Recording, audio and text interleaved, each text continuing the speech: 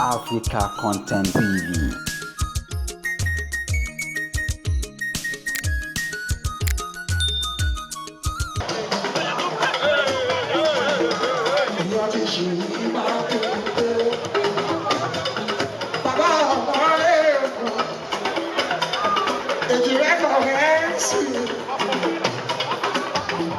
Ṣojú yín ó kọ́ máa lálùbá yíká. Ilé tó kọ́ o, ilé àtúwà. Ìdílé kọ̀ọ̀rẹ́tì. Ilé tuntun lẹ́kọ̀ọ́ fẹ́ kí ìlà. Báyọ̀ olùkọ́ rẹ̀ sí o. Ìjìnlẹ̀ òkú oríire. Excellency, como se iba a creer. Ọmọ méjì ni olùkọ́. Ọmọ bọ̀bọ̀, kọ̀mítàsì kò kí ẹ̀ kí ẹ̀.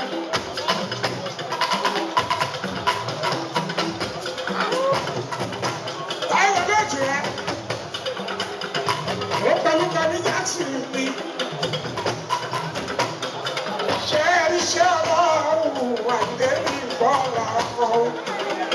Bó bá jẹ ìyá ọ̀ọ́yà. Àwọn ọmọ fọkọ̀. Bó jẹ ìyá ọ̀ọ́yà. Àjọ tẹ bá dá ẹ̀rọ oko. Kọ̀bí ní jáàsì. Báyìí lórúkọ rẹ̀ ń sìn o. Bó jẹ ìyá ọ̀ọ́yà. Àjọ tẹ bá dá ẹ̀rọ oko. Ẹ̀rọ oko fún orúkọ. Bó jẹ ìyá ọ̀ọ́yà.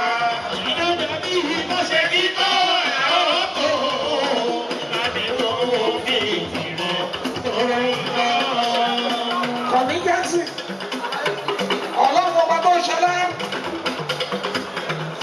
Fọ́pọ̀ méjì ni ẹni jọ bí mi. Tìyẹ̀ náà ní ìyàtọ̀ àmì.